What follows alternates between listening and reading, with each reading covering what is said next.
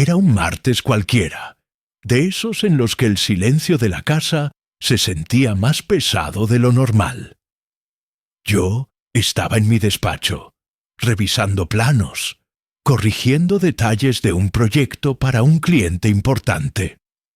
Soy arquitecto, y para mí todo siempre ha girado en torno a los detalles, líneas rectas, cálculos exactos, la armonía entre cada pieza que encaja en la estructura de un edificio. Esa obsesión con los detalles siempre fue mi orgullo. Y también, irónicamente, lo que me destrozó el alma ese día. La tableta que compartíamos, un aparato que casi nunca usábamos, estaba sobre la mesa de la sala. Normalmente estaba conectada al cargador, olvidada.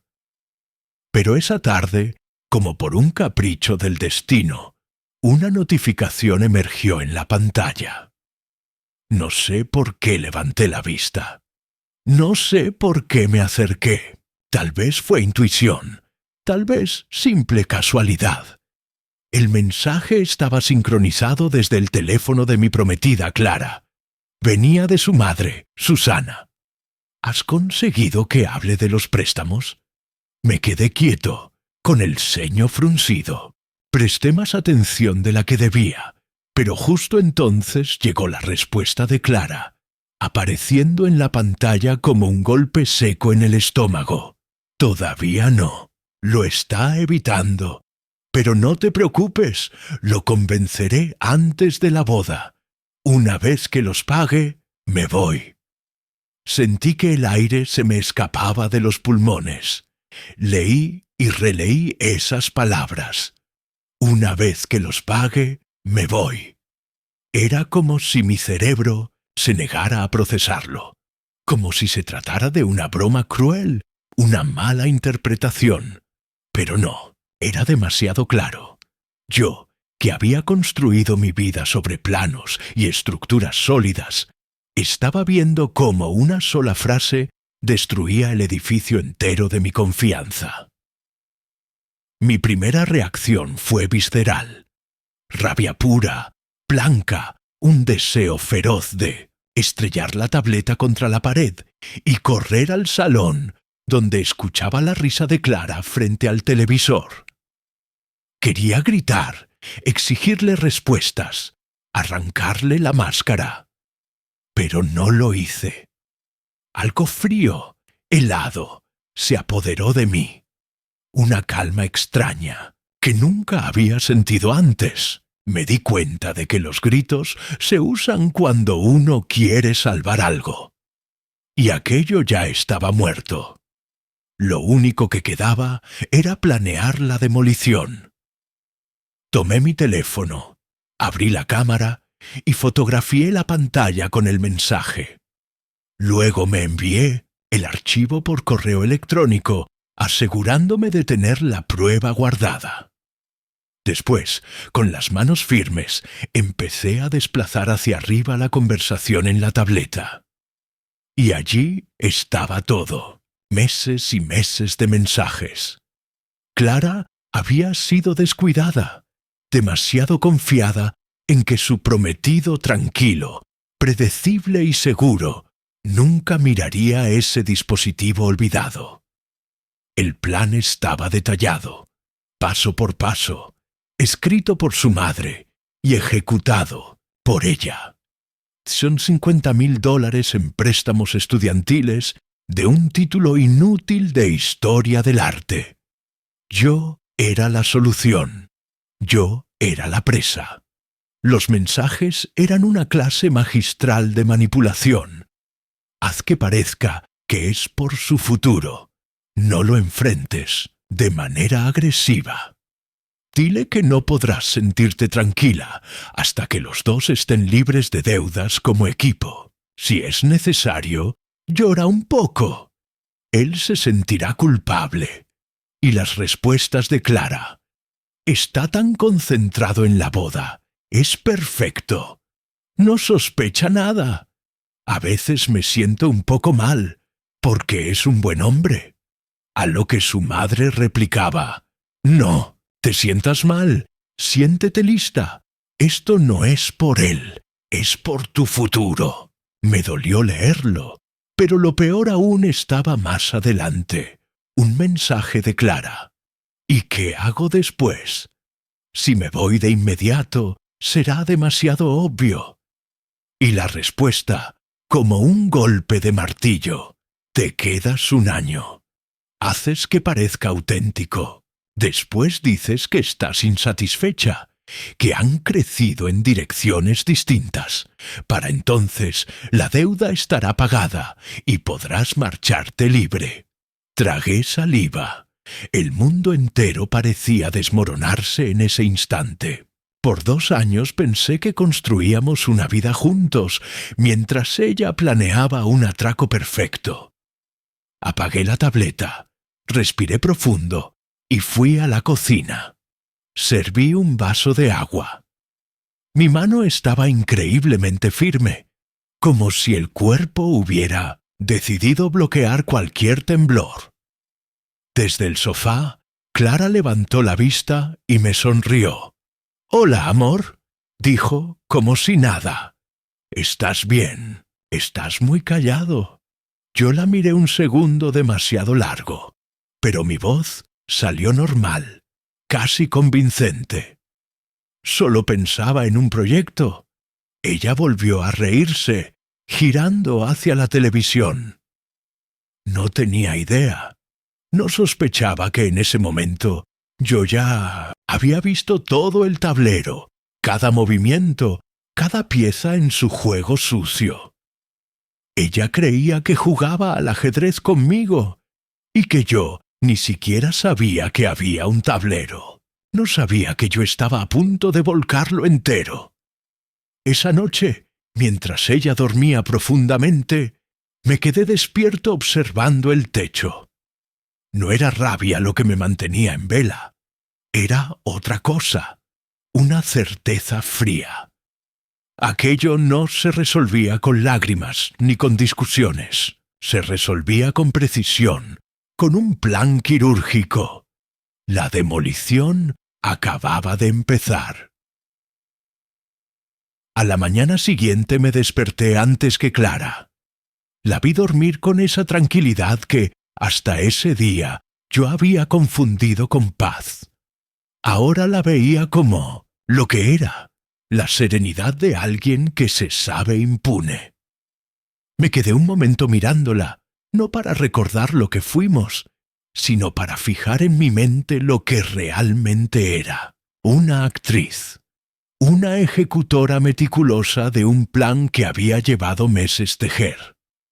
Me levanté sin hacer ruido, preparé café y me senté frente al portátil.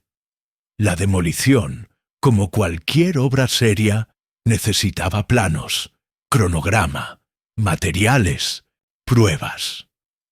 Abrí el correo con las capturas de pantalla y creé una carpeta con fecha y hora. Clasifiqué los mensajes por remitente, ordené las conversaciones y les puse etiquetas.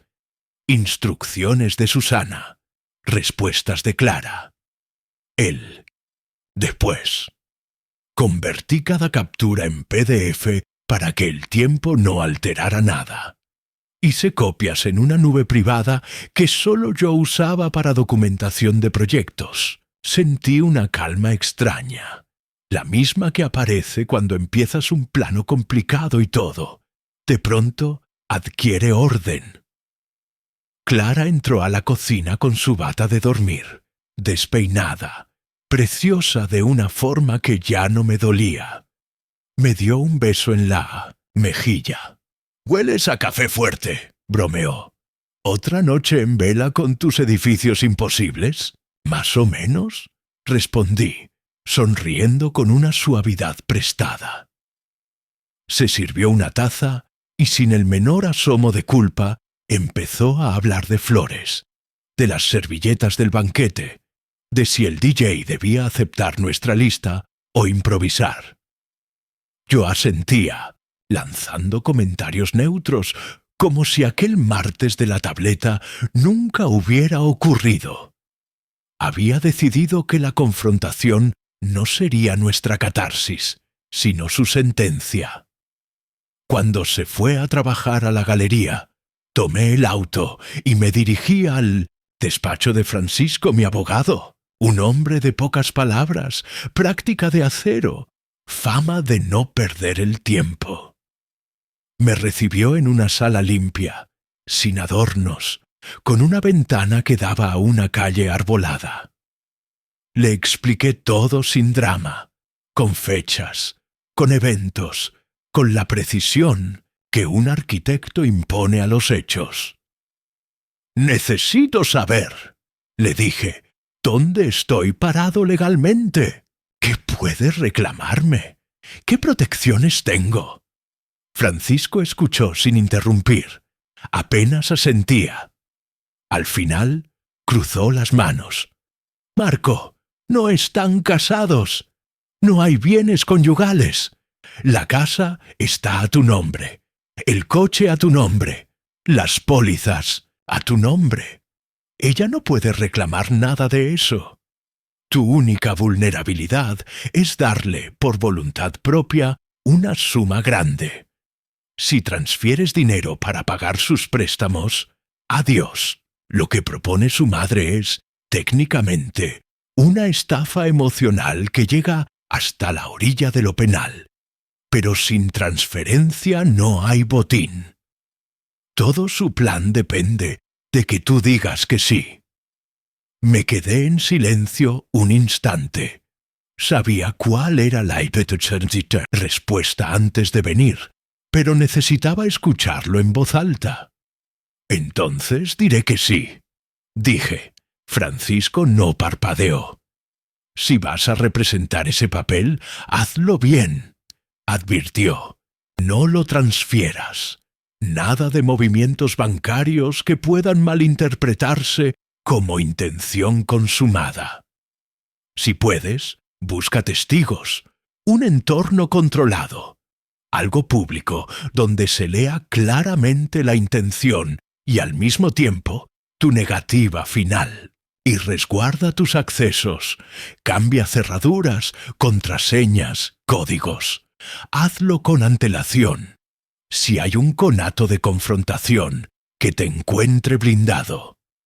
Salí del despacho con la certeza de un cronograma aprobado. En el auto abrí el bloc de notas del móvil y escribí una lista.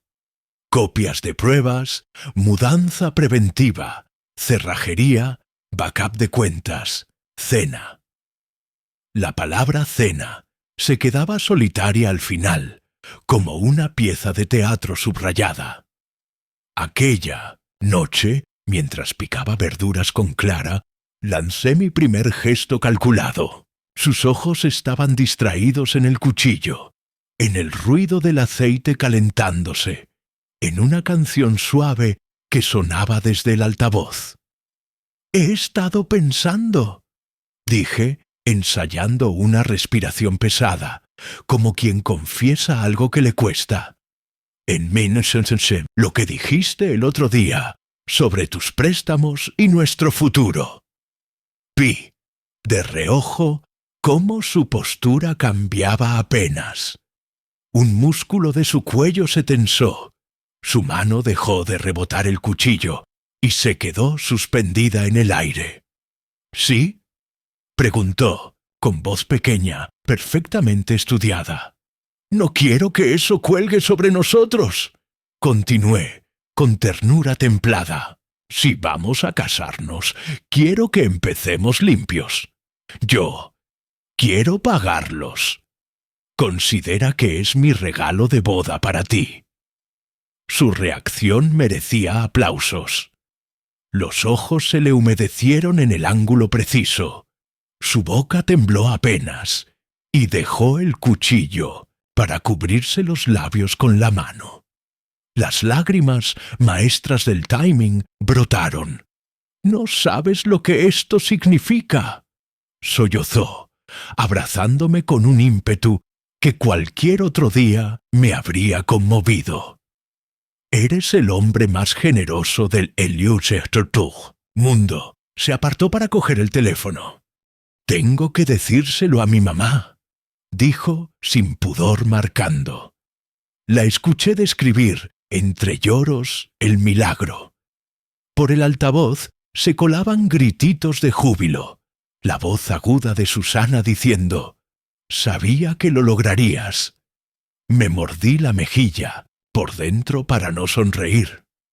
Había mordido el anzuelo con la glotonería de quien cree estar por fin al borde del botín. «Solo una cosa», añadí, con el tono casual de quien recuerda un detalle.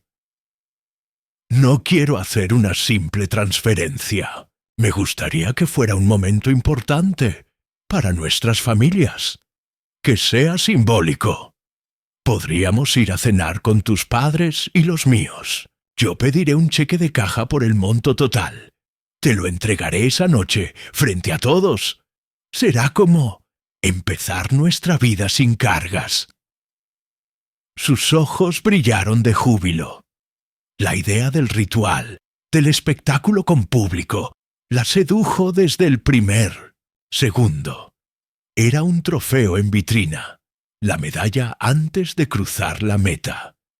Me abrazó de nuevo, lloró otro poco y después pasó el resto de la cena en el teléfono. «Papá, tienes que estar. Mamá, ponte ese vestido azul». «Sí, sí, el sábado reservaremos un privado». Al colgar, su risa rebotó en los azulejos como campanas. Me miró con una dulzura almibarada. «No merezco tanto», susurró.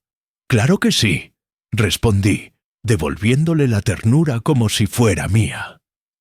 Cuando se durmió, yo me quedé de pie en Meitjecent, la puerta del dormitorio, escuchando su respiración pareja. El plan había avanzado una casilla crucial. Ahora tocaban los refuerzos invisibles. Al día siguiente, llamé a una empresa de mudanzas. Pedí logística discreta, embalaje rápido, traslado a una dirección que les daría más tarde.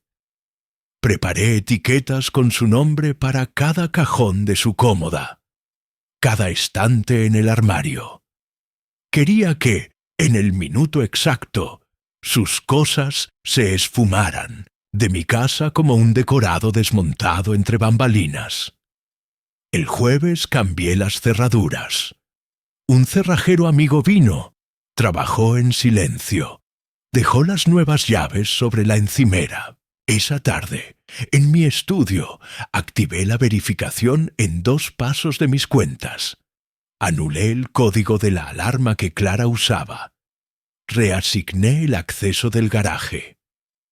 Cada acción era un tornillo apretado, un anclaje más. El viernes confirmé la reserva del restaurante. Un salón privado al fondo, paredes de madera, lámparas cálidas.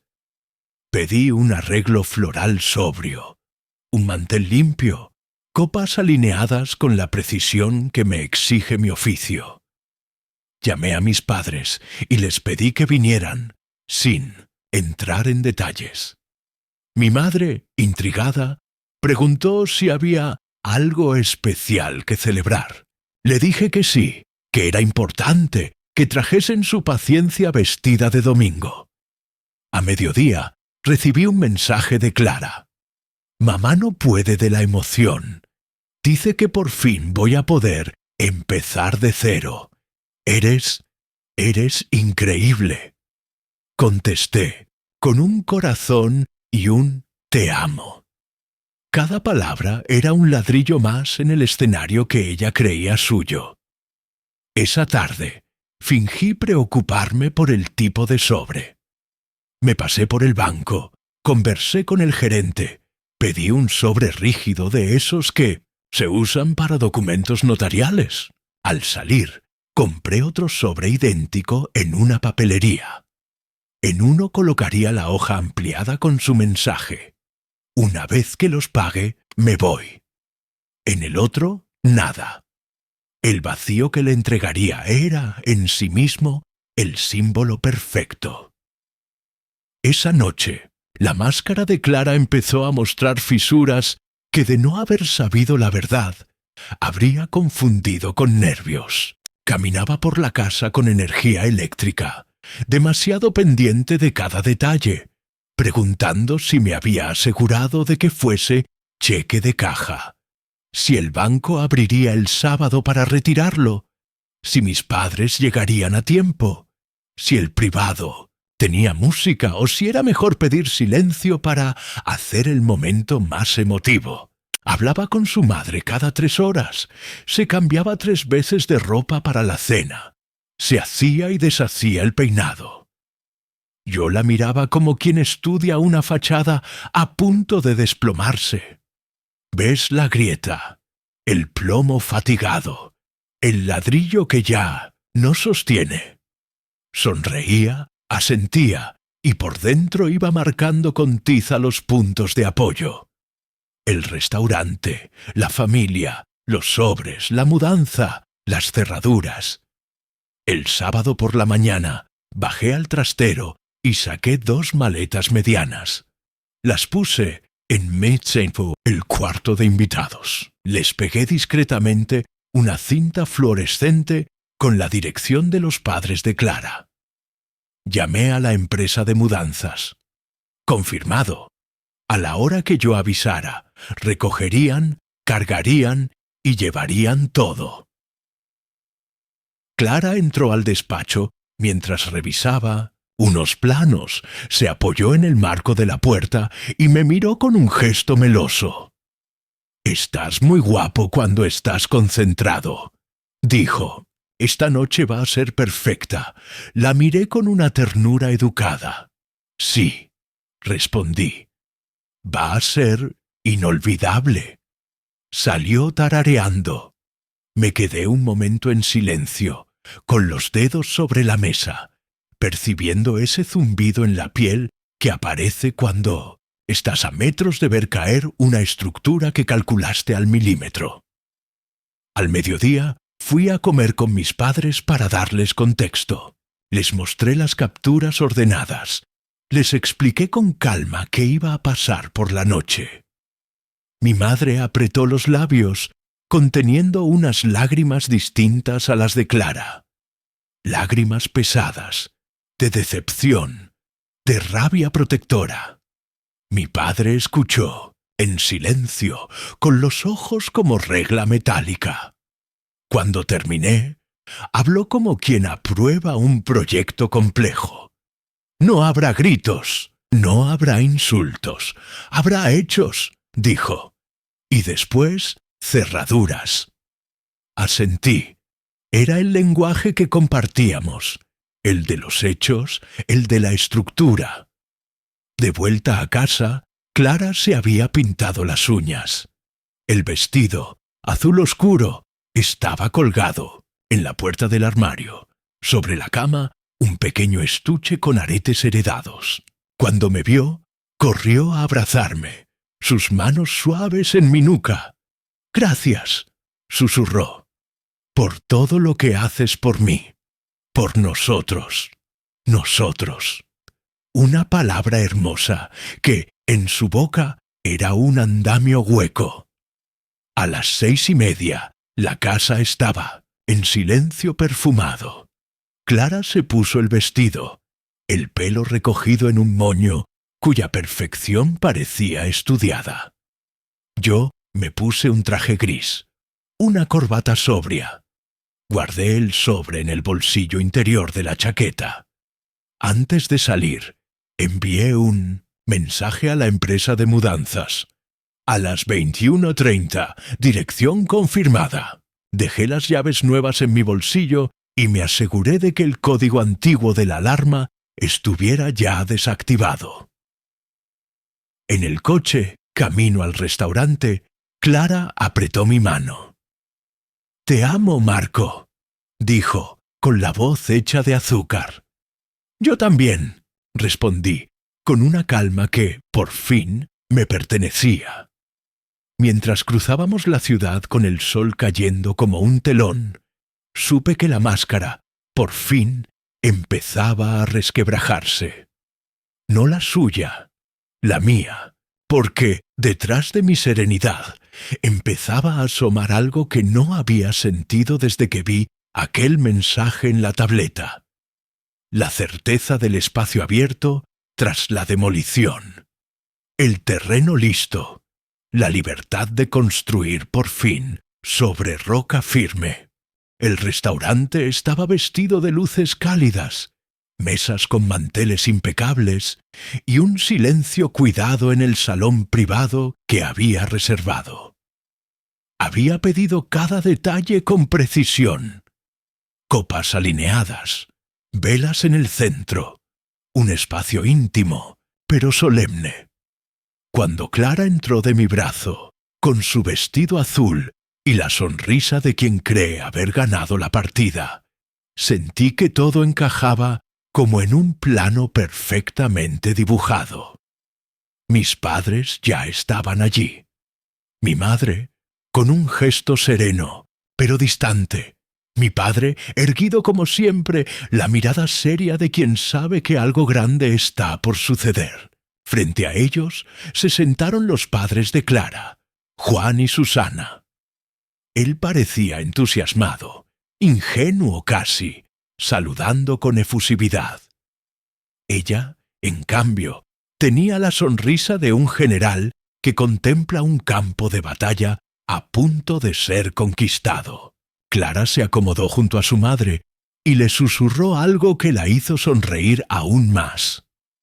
La cena comenzó con charlas superficiales. El menú, el clima, anécdotas pequeñas. Clara se mostraba radiante, con gestos exagerados de cariño hacia mí, tomando mi mano, acariciando mi brazo, mirándome como si estuviera profundamente enamorada. Sabía que era actuación. Cada mirada era un ensayo aprendido, cada gesto un ladrillo de la farsa. Yo jugaba mi papel a la perfección.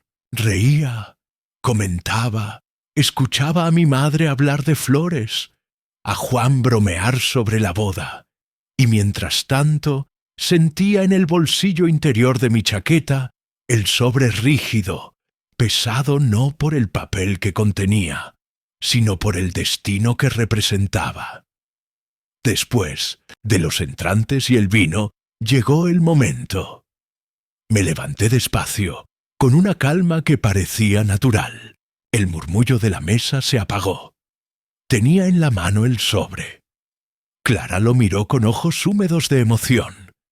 Susana se enderezó en la silla, ansiosa. Quiero agradecerles a todos por estar aquí esta noche. Empecé, con voz firme pero cordial. Este encuentro no es solo una cena, sino un símbolo del futuro que Clara y yo íbamos a empezar. Ella ha cargado con un peso durante años, una deuda que la ha hecho sufrir, que la ha hecho dudar de sí misma. Y porque la amo, porque pensé que quería construir una vida conmigo, decidí que esa carga no la llevara sola. Los ojos de Clara brillaban como nunca. Susana se llevó una mano al pecho, conmovida. Mi madre cruzó los brazos, conteniendo lo que sabía. Así que, como regalo de boda, continué. Decidí saldar esa deuda. Clara ya no podía contenerse. Lloraba, sonreía, apretaba la mano de su madre. Juan aplaudió con una carcajada nerviosa. Mi madre y mi padre me observaban en silencio. Entonces abrí el sobre y en lugar de un cheque, saqué una hoja ampliada. La desplegué lentamente y la coloqué en el centro de la mesa. Las palabras eran claras, negras sobre blanco. Una vez que los pague, me voy. El silencio fue brutal. Podías oír cómo caía un cubierto a lo lejos en otra mesa. Clara se quedó petrificada, la sonrisa congelada en un rictus de horror. Su rostro pasó del rojo encendido de la emoción al blanco absoluto de la vergüenza. Susana se tensó, intentando recuperar compostura, pero sus ojos delataban el golpe. Esto, balbuceó Clara con la voz quebrada. Esto no es lo que parece. ¿No? Interrumpí, con un tono frío, quirúrgico. Porque lo que parece es bastante claro. Saqué un segundo sobre. De él extraje varias copias de la conversación completa. Meses de mensajes entre Clara y Susana, planeando cada paso, cada lágrima, cada mentira. Coloqué un juego frente a mis padres y otro frente a Juan. Aquí está todo. El plan que diseñaron, sus instrucciones, Susana, tus respuestas, Clara, hasta el detalle de quedarte un año para que no sospechara nadie. Todo. Juan cogió los papeles con manos temblorosas. Al leer las primeras líneas, la sangre le abandonó el rostro. Miró a su hija con una mezcla de incredulidad y rabia contenida. «Papá, no es lo que piensas», suplicó Clara, pero su voz era hueca. Susana intentó intervenir. «Marco, estás malinterpretando. Esto era solo consejos de madre, palabras sacadas de contexto». «Sacadas de contexto», repliqué, clavándole la mirada. «Una vez que los pague, me voy». ¿Cuál es el contexto en el que eso significa otra cosa? Susana se quedó sin palabras. Mi madre dejó caer los papeles sobre la mesa con un gesto de asco. «Esto nunca fue una boda», dije, con la voz firme como acero. «Fue una estafa, y ustedes dos fueron las arquitectas». Clara rompió a llorar, con un sollozo patético, intentando tocar mi brazo. Me aparté. «¿Podemos hablar, por favor, Marco? Puedo explicarlo». «No hay nada que explicar. Lo explicaste todo por mensaje». Me volví hacia Juan, que aún tenía los ojos clavados en las hojas. «Lo siento, de verdad. No merecía enterarse así. Usted crió a una hija. Su esposa crió a una estafadora». Me levanté, miré a mis padres y asentí. Ellos se pusieron de pie conmigo. «Esto se acabó», dije, tomando aire. «El compromiso está roto. La boda no existe. Mi vida con ustedes tampoco». Clara extendió la mano, llorando desconsolada. Susana abrió la boca para replicar, pero Juan la fulminó con la mirada. Yo ya me había girado. Salimos del salón privado, dejando tras de nosotros el eco de su farsa derrumbándose como un edificio mal construido. Afuera, el aire fresco me golpeó el rostro como un recordatorio de lo que significaba estar libre. Entre el coche, mi madre me apretó la mano en silencio.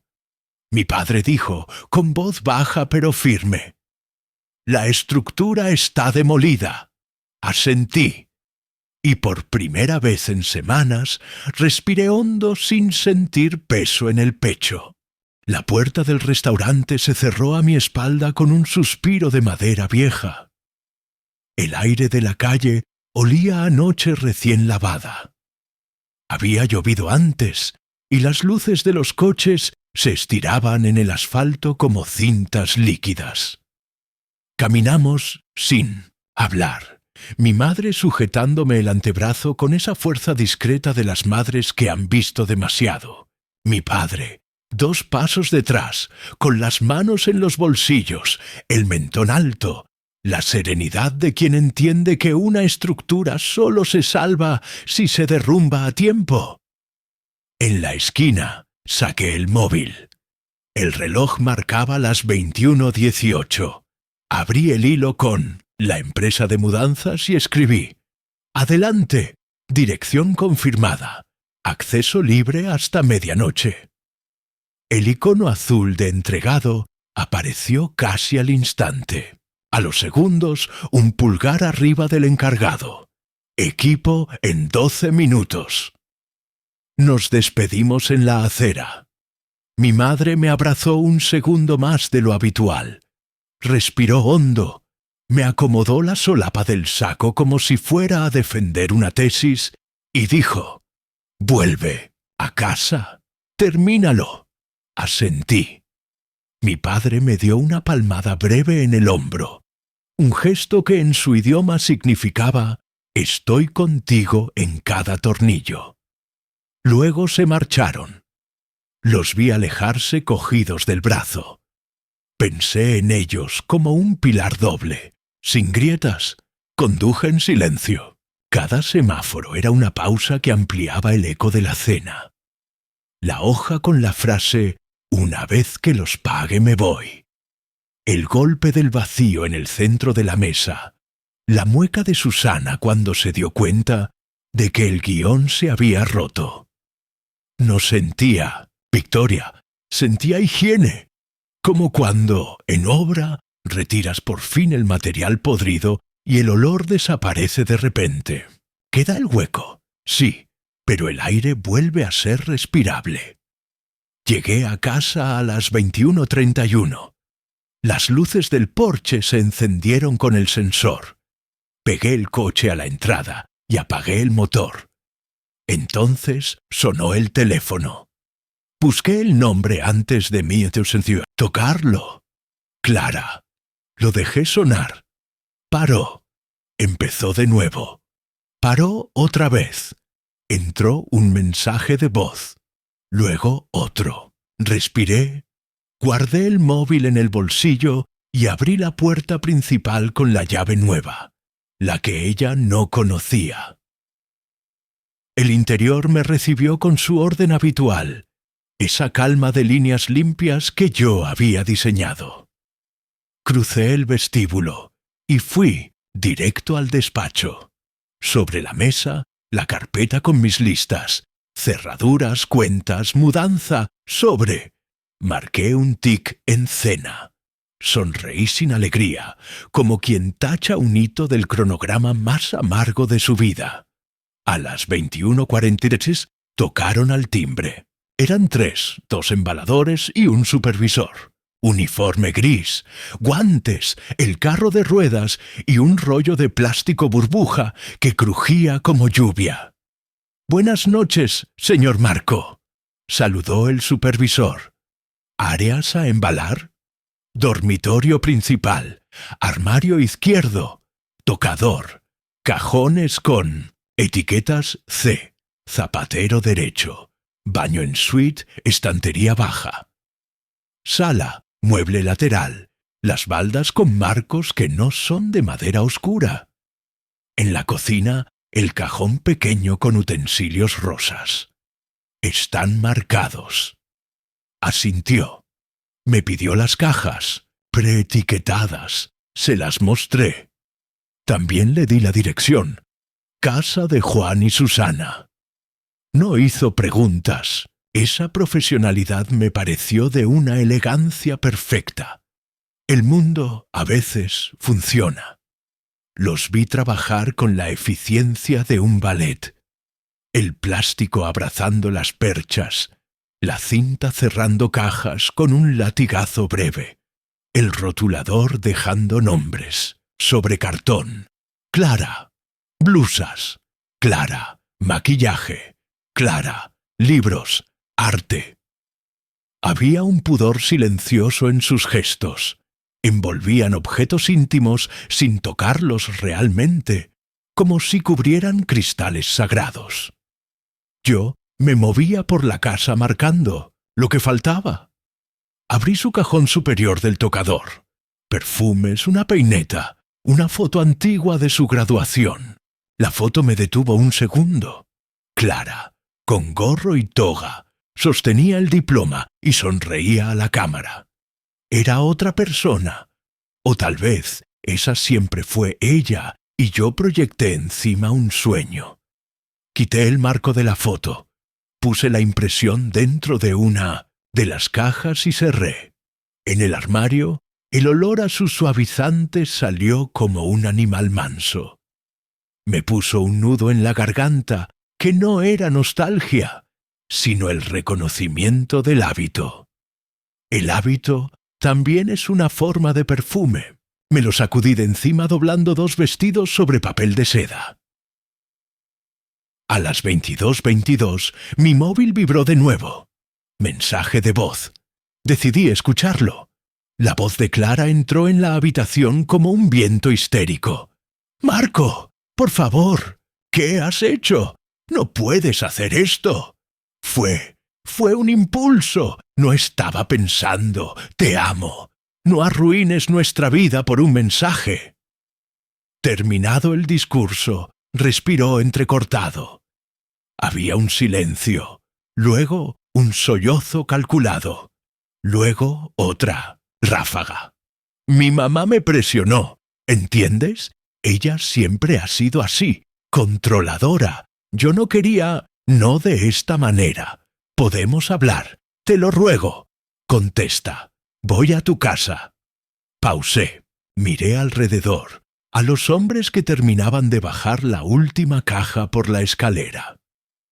La casa ya no contenía a Clara, solo sus sombras. Abrí la app de la alarma y confirmé. Usuario Clara, revocado.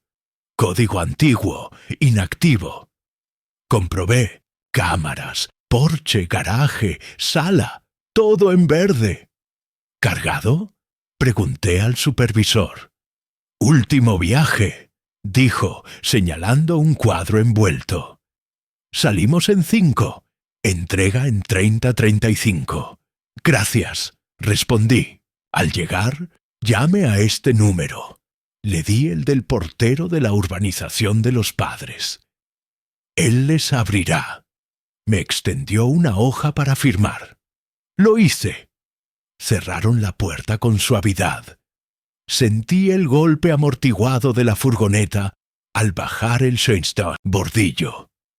El sonido se alejó por la calle como una coma al final de un párrafo largo.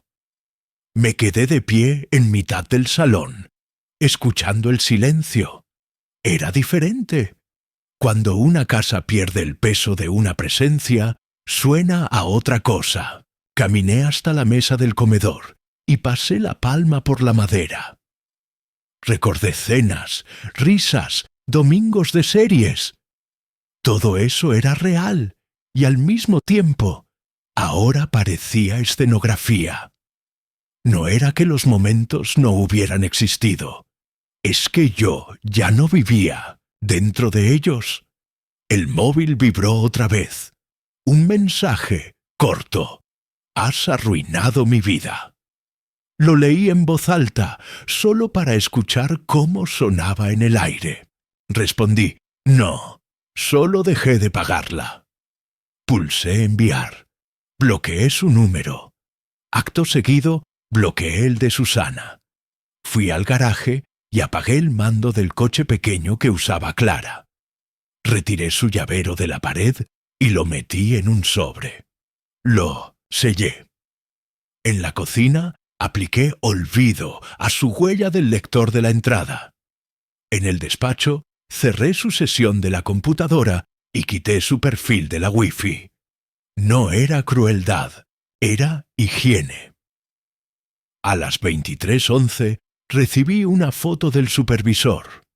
Las cajas apiladas en el vestíbulo de una casa que conocía demasiado bien. En la imagen, el mármol de la entrada de Juan y Susana, el jarrón con flores blancas de su lado derecho, la alfombra de tonos cremas. Debajo de la foto, un mensaje. Entrega finalizada. Firmó. Genta R. Guardé la imagen en la carpeta. Cierre. Entré en el dormitorio. La mitad izquierda del armario se veía ahora como una explanada limpia. El tocador, despejado. La neutra belleza de los espacios vacíos siempre me había gustado. Me quité la chaqueta, colgué el saco en su lugar, me aflojé la corbata. En el espejo, mi cara parecía más vieja y a la vez extrañamente descansada. Me senté en el borde de la cama. Pensé en Francisco, en su advertencia de no transferir nada. Pensé en mi padre diciendo, hechos, no gritos.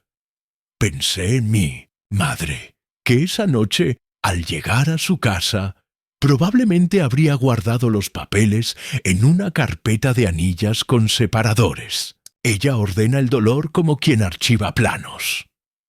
Sonó el portero del móvil, una notificación de la cámara del porche. Abrí. La imagen granulosa mostraba a Clara del otro lado de la puerta, golpeando con la palma, llorando, la máscara corrida. No sentí pena, sentí distancia. Le di al botón del interfono. Clara, te has equivocado de casa.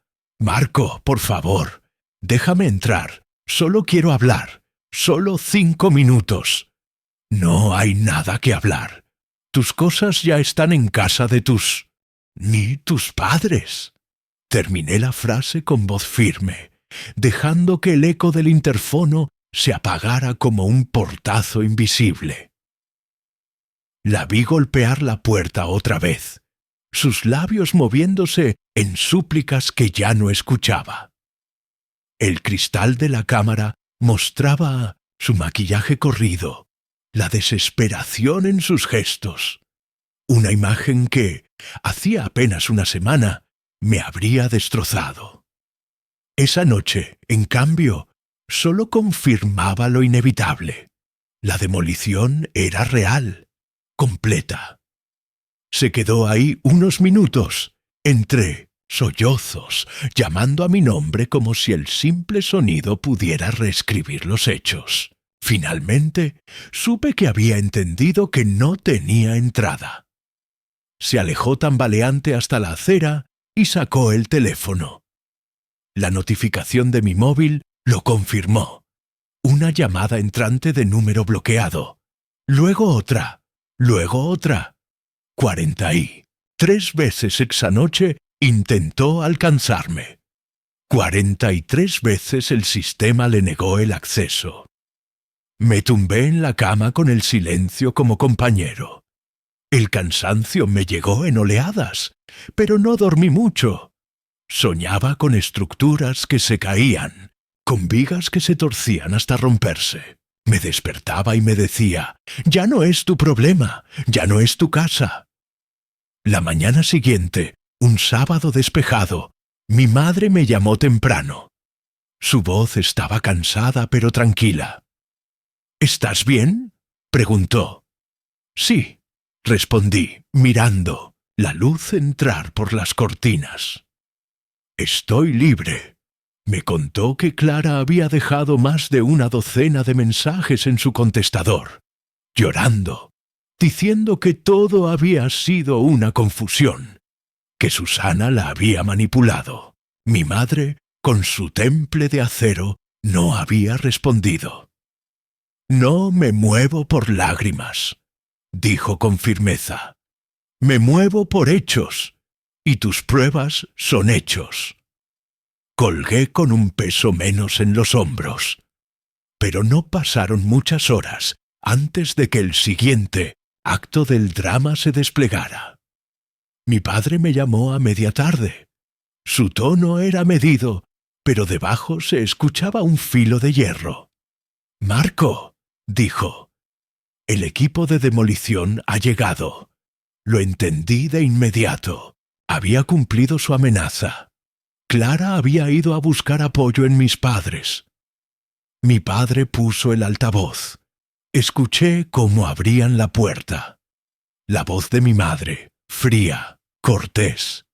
«Clara, no te esperábamos». Clara irrumpió con sollozos fingidos, diciendo que necesitaba explicar, que yo estaba confundido, que los mensajes no significaban nada.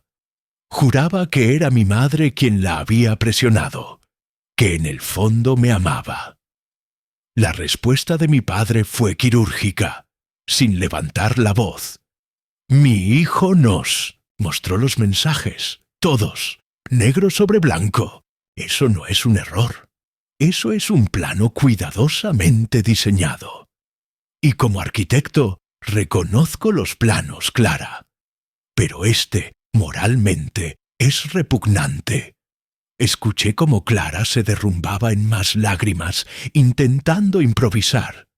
Fue entonces cuando otra puerta se abrió en segundo plano. Las voces de Juan y Susana entraron en escena. «Venimos a aclarar esto», dijo Juan, con un tono que intentaba sonar razonable. «Todo ha sido un malentendido». Marco reaccionó exageradamente. Mi padre lo cortó seco. ¿Exageradamente? Su esposa entrenó a su hija para cometer fraude contra mi hijo. ¿Lo sabía usted? Silencio. Juan intentó recomponerse. Por supuesto que no. Yo no me meto en esas cosas. Mi mujer solo quería ayudar. Se equivocó en los métodos, pero su corazón estaba en lo correcto. La carcajada seca de mi padre casi se me escapó en mi propio salón. Así que su esposa y su hija llevan 6 meses planeando esto bajo su techo, con su dinero, ¿y usted no sabía nada? O es cómplice o es negligente. En ambos casos, no tiene autoridad moral aquí. Susana intentó intervenir, hablando de ansiedad, de preocupación materna, de que todo había sido un juego de palabras. Pero mi padre, con la paciencia de un cirujano, fue desmontando cada excusa. Era un juego cuando escribieron «Quédate un año para fingir». Era ansiedad cuando dijeron «Una vez que pague, ¿te vas?» ¿Eso es amor? No, Susana. Eso es ingeniería de una estafa. Clara volvió a sollozar, intentando recuperar control. Pero mi padre ya había terminado. «No viniste aquí a explicarte», dijo con voz de martillo. «Viniste a intentar manipularnos como quisiste manipular a mi hijo. Y eso no ocurrirá. No somos un castillo de naipes. Si vuelves a intentar contacto con él o con nosotros, pediremos una orden judicial. ¿Ha quedado claro?» El silencio fue sepulcral. Luego, la puerta cerrándose con un golpe seco. Mi padre recogió el teléfono de nuevo. «Ya está», dijo con calma. «El terreno está limpio». Colgué con una mezcla de alivio y tristeza. Había algo brutal en todo eso. No solo había perdido a Clara, también había visto cómo su propia familia se fracturaba en tiempo real. Pero yo ya no estaba dentro de esa estructura. La mía estaba libre. Esa noche recibí un último mensaje de voz desde un número oculto. Era Clara, sollozando, culpando a su madre, diciendo que había cometido un error terrible, rogando por una segunda oportunidad. Decía que iba a buscar a mis padres, que ellos la querían, que me harían entrar en razón. Sonreí con amargura. Ella aún creía que todo era un tablero de ajedrez y que podía mover las piezas a su antojo. No entendía que la partida había terminado y que el tablero mismo había sido destruido. Me serví una copa de vino, abrí las ventanas y dejé entrar el aire fresco. Esa fue la primera noche en mucho tiempo que la casa me pareció mía. Y el yard, eco de sus risas, de sus pasos, de sus promesas falsas, ya no pesaba. Solo quedaba silencio, y ese silencio sonaba a libertad. El domingo amaneció con un silencio extraño, casi solemne. Me levanté temprano, preparé café y lo bebí mirando por la ventana del salón. El cielo estaba despejado, azul limpio, como si todo el caos de los últimos días hubiera sido arrastrado por la tormenta y lo que quedaba fuese un terreno abierto, virgen, esperando nuevas construcciones. A media mañana recibí una llamada de mi padre. Su voz estaba tranquila, pero había un filo de satisfacción en ella. «Marco», dijo, «todo terminó». Me contó lo ocurrido después de que Clara y sus padres salieran de su casa. Apenas habían llegado a la acera, empezó la implosión. Juan, pálido como un fantasma, explotó contra Susana. Le gritaba que había puesto en riesgo a la familia, que había arruinado la reputación de su hija, que ahora estaban bajo la amenaza de una investigación. Susana le respondió con furia, acusándolo de ser un inútil, de nunca hacerse cargo de nada, de dejarle a ella la carga de resolver los problemas financieros. Los vecinos los miraban desde las ventanas. La pelea era pública, grotesca. Clara lloraba en la acera, intentando que la escucharan, pero ya nadie prestaba atención. Mi padre lo describió con frialdad. Lo que vieron fue el derrumbe de una estructura podrida. Tú solo empujaste la primera viga. Durante esa semana, los rumores se expandieron. El círculo social de Susana comenzó a darle la espalda. La vergüenza era insoportable. Juan, temeroso de que un abogado investigara sus cuentas, empezó a distanciarse de ella. Clara quedó atrapada entre los escombros de sus propios planes. Me enteré por conocidos en común que Juan, furioso por la humillación, había decidido cortar el apoyo económico a su hija. Que se haga cargo de sus decisiones, había dicho, según alguien que lo escuchó en un club privado. Susana y Juan discutían todos los días, y el divorcio ya no era un rumor, sino una posibilidad inminente. Clara, en cambio, volvió a la casa de sus padres como una sombra. Tenía que enfrentarse no solo al fracaso de su plan, sino también a la realidad cruda. Una deuda de $150,000 que seguía intacta, un compromiso roto que ahora todos conocían, y una familia dividida que ya no podía protegerla. Intentó escribirme desde números desconocidos. «Marco, por favor, ¿podemos empezar de nuevo? Te lo ruego, fue un error». Pero cada mensaje caía en el vacío. Había bloqueado todo, y lo poco que lograba colarse lo borraba sin leer. No porque odiara, sino porque ya no tenía sentido. La demolición estaba completa. El edificio falso que intentó levantar con sus lágrimas y las instrucciones de su madre se había reducido a polvo. Yo había retirado cada ladrillo, cada viga, hasta dejar el terreno limpio. Y en ese terreno, aunque todavía vacío, podía respirar. Una noche, mientras paseaba por el jardín, pensé en todo lo ocurrido. Me di cuenta de algo. La venganza no había sido el objetivo. No era cuestión de verla sufrir. Lo que buscaba era justicia, claridad, la recuperación de mi vida. Y eso lo había conseguido.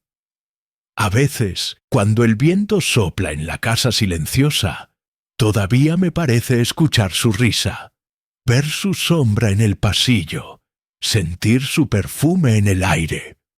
Pero ya no duele, porque sé que no era real, era decorado, utilería en una obra de teatro diseñada para engañarme. Y yo, finalmente, arranqué el telón. El último mensaje de voz que me dejó, que aún conservo sin borrar, es la mejor prueba de que todo terminó. «Marco, por favor, me equivoqué. Estoy sola. No sé qué hacer.